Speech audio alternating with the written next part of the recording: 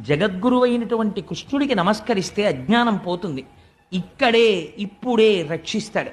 కృష్ణుణ్ణి నమ్ముకున్న వాడికి రక్షణ కలగకపోవడం అన్నది ఉండదు, అజ్ఞానం పోకపోవడం అన్నది ఉండదు. ఆయన గురువై అజ్ఞానాన్ని పోగొడతాడు, ఈశ్వరుడై మీ కష్టాన్ని పోగొడతాడు, తండ్రి అయి మిమ్మల్ని కాపాడతాడు, తల్లి అయి మిమ్మల్ని ఆదుకుంటాడు.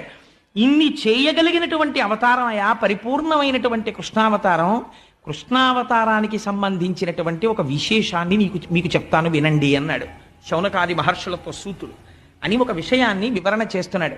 ఆయన అంటాడు, పూర్వకాలంలో కురుక్షేత్ర యుద్ధం అంతా అయిపోయిన తర్వాత ఆ కురుక్షేత్ర యుద్ధ భూమి యందు ఇంకా శిబిరములలో అందరూ పడుకుని నిద్రపోతున్నారు. పాండవులు కూడా ఉప పాండవులతో కలిసి నిద్రపోతున్నారు. ద్రౌపదీదేవి నిద్రపోతోంది, కుంతీదేవి నిద్రపోతోంది. కౌరవులందరూ మరణించారు.